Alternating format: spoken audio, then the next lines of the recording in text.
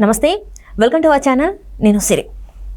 జగన్మోహన్ రెడ్డి గారు అయితే ఇండియా కూటమిలో కలవాలంటే షర్మిల గారిని తప్పిస్తేనే నేను ఇండియా కూటమిలో కలుస్తా అని అన్నారని చెప్పేసి వార్తలు అయితే వస్తున్నాయి. ఇందులో ఎంతవరకు వాస్తవం ఏంటి అనేది మనకు వివరించడానికి మనతో పాటు ఉన్నారు ప్రముఖ సీనియర్ జర్నలిస్ట్ జగదేవ్ గారు.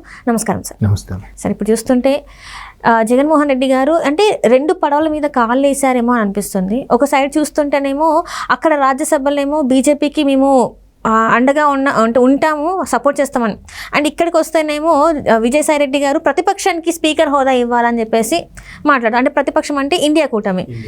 సో ఇక్కడ ఏంటంటే రెండు పడవల మీద కాలేసి నడుస్తున్నట్టు అనిపిస్తుంది. ఇంకొకటి ఏంటంటే ఇండియా కూటమిలో కలవాలి అంటే, కూటమిగా ఏర్పడాలి అంటే షర్మిల గారిని తప్పిస్తేనే నేను వస్తా అన్నట్టుగా అంటున్నట్టుగా కొన్ని వార్తలు అయితే వస్తున్నాయి. మరి నిజంగా ఇది షర్మిల గారిని తప్పించే అవకాశం ఉందంటారా? రాహుల్ గాంధీ దగ్గర ఇది పెట్టారని చెప్పేసి వార్తలు వస్తున్నాయి. అవును, రాహుల్ గాంధీ గారు కూడా అవన్నీ మర్చిపోయాము, ఎక్స్క్యూజ్ చేసేసాం, వచ్చేయన్నారు, కమాన్ భాయ్ అన్నట్టుగా ఎవడు ఊరికే సరదాగా పెట్టింది.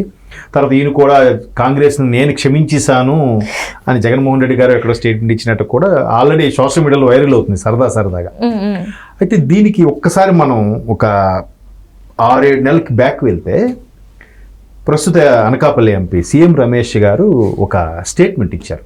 అంటే ఒక ఛానల్కి ఇచ్చిన ఇంటర్వ్యూలో జగన్మోహన్ రెడ్డి గారి పరిస్థితి నెక్స్ట్ ఏంటండి అని అడిగితే ఆయన చాలా బాగా ఎక్స్ప్లెయిన్ చేశారు. అంటే ఇప్పుడు ఆ సందర్భం నీకు ఇక్కడ ఎందుకు ఎగ్జాంపుల్ చెప్తున్నానంటే, జగన్మోహన్ రెడ్డి గారు ఒకవేళ ఈ ఎన్నికల్లో గెలిచారు అనుకుందాం, గెలిస్తే సెంట్రల్లో ఏదో ఒక పార్టీకి మద్దతు ఇవ్వాలి.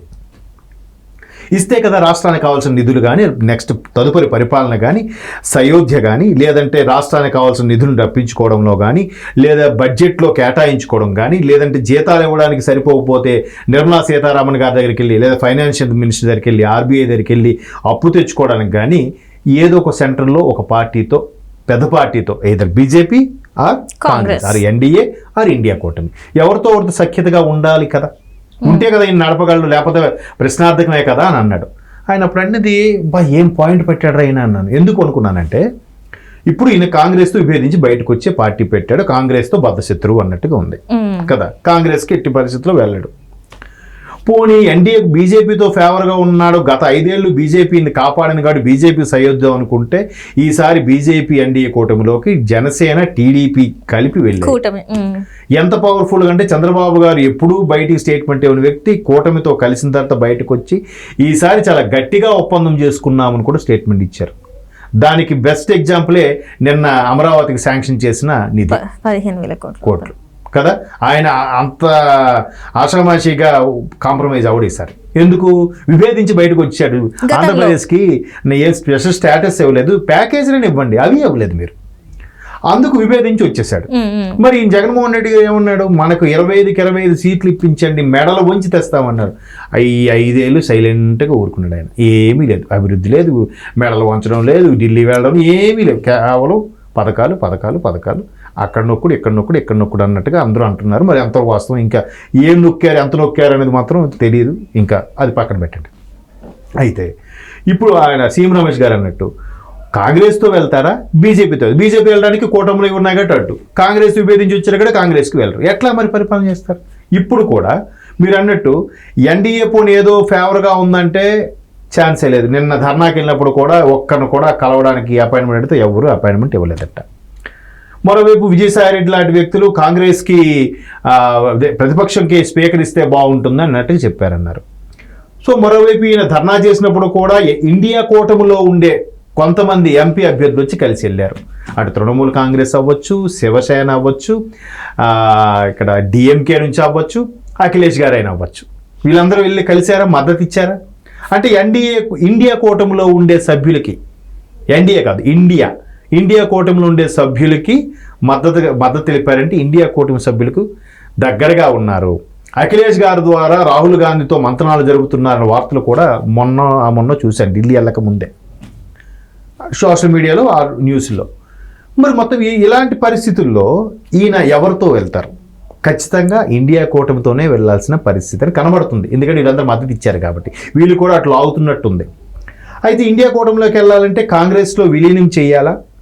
చేయరు. సరే ఇండియా కూటమిలో వెళ్ళి బయట నుంచి కాంగ్రెస్ మద్దతు ఇస్తారంటే ఇక్కడ ఆంధ్రప్రదేశ్ పిసిసి చీఫ్ ఎవరు? షర్మిలా గారు.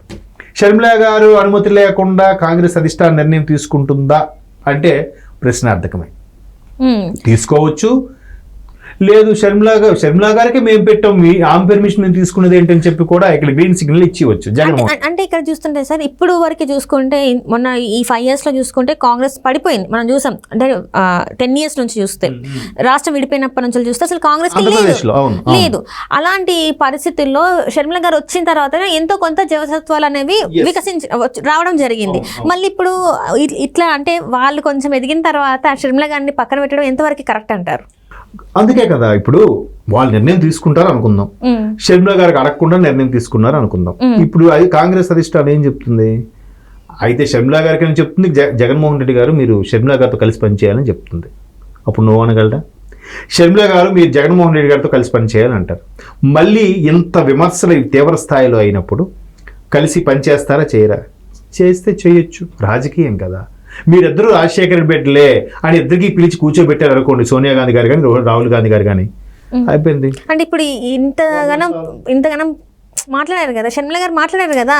అయితే జగన్మోహన్ రెడ్డి గారు ఓడిపోవడానికి one of the reason Sharmila గారు, విజయమ్మ గారు అని మాట్లాడినప్పుడు మళ్ళీ ఇద్దరు కలిసి కట్టుకు ఎట్లా పనిచేస్తారు? కానీ ఇతనికి మనుగడ పరిస్థితి ఏంటి?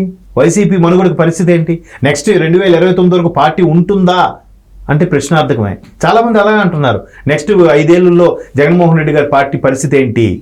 అంటే ఎక్కడ చూస్తే ప్రతిపక్ష హోదా లేదు, ఎంపీలా గెలుచుకోలేదు, రాజ్యసభ కూడా 2-3 అది అయిపోయిన తర్వాత దాని పని అయిపోయింది, ఎలా పుంజుకుంటాడు ఈయన? అంటే ఒక సందర్భంలో షర్మిల గారు కూడా చెప్పడం ఏంటంటే పిల్ల కాలువలన్నీ వచ్చి కూడా సముద్రంలో కలవాల్సిందే అని చెప్పేసి చెప్పారు. అంటే ఒక రకంగా షర్మిల గారికి కూడా ఇది తెలిసే ఉంటది అని అనుకో. స్టార్టింగే చెప్పాను నేను, కాంగ్రెస్ మహాసముద్రం.